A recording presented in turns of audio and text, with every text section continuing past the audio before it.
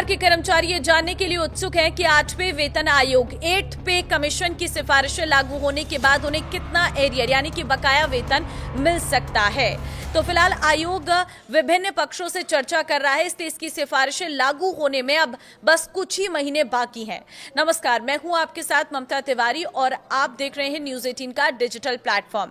कर्मचारियों को मिलने वाला एरियर मुख्य रूप से दो बातों पर निर्भर करेगा। पहला, आयोग की रिपोर्ट कब लागू होती है और दूसरा, सरकार कौन सा फिटमेंट फैक्टर तय करती है।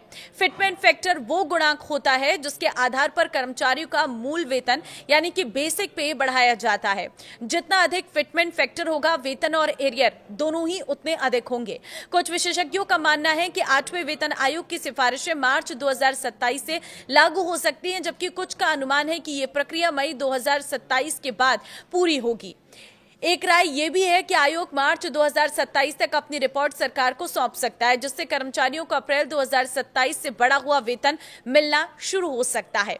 हालांकि कुछ विशेषज्ञों का कहना है कि आयोग की रिपोर्ट तैयार करने में पूरे 18 महीने लग सकते हैं। जरूरत पड़ने पर आयोग सरकार से समय बढ़ाने की मांग भी कर सकता है। फिटमेंट फैक्टर कितना हो सकता है, ये जान लीजिए। National counselling joint consultative machinery staff side ने 8वें वेतन आयोग को 3.83 फिटमेंट फैक्टर की सिफारिश की है।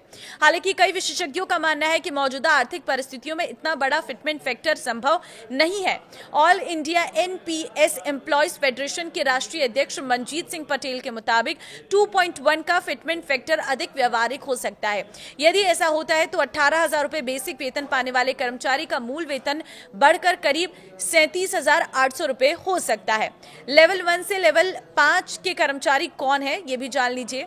7वें वेतन आयोग के पे मैट्रिक्स के अनुसार लेवल 1 से 5 में मल्टीटास्किंग स्टाफ एमटीएस, चपरासी, office attendant, lower division clerk यानी कि LDC, upper division clerk UDC, senior clerk, technician, stenographer, head constable, staff nurse और अन्य शुरुआती स्तर के कर्मचारी शामिल है।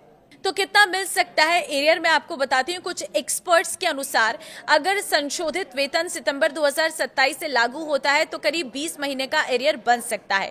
2.0 फिटमेंट फैक्टर पर लेवल 1 कर्मचारी को करीब 3,60,000 रुपए और लेवल 5 कर्मचारी को 5,82,000 रुपए तक एरियर मिल सकता है। 2.15 फिटमेंट फैक्टर पर यह राशि 4.1 लाख रुपए से 6.69 लाख के बीच पहुंच सकती है।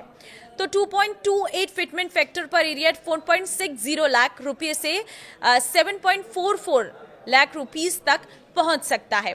2.57 फिटमेंट फैक्टर लागू होने पर लेवल 1 कर्मचारी को 5,65,000 रुपए और लेवल 5 कर्मचारियों को 9,13,000 रुपए तक एरियर मिलने का अनुमान है। वहीं अगर यह फिटमेंट फैक्टर 2.86 लागू होता है तो लेवल 1 कर्मचारी को करीब 6,69,000 रुपए और लेवल 5 कर्मचारी को 10,82,000 रुपए तक एरियर मिल सकता है। तो हालांकि ये सभी आंकड़े केवल अनुमान है। कर्मचारियों को मिलने वाली वास्तविक वेतन वृद्धि और एरियर की राशि का पता तभी चलेगा जब सरकार 8वें वेतन आयोग की अंतरिम रिपोर्ट को मंजूरी देकर आधिकारिक रूप से लागू करेगी। अब आपको क्या लग रहा है, आप मुझे कमेंट में अपनी राय जरूर दें और इस वीडियो को सभी सरकारी कर्मचारियों के साथ शेयर कर दें। नमस्कार।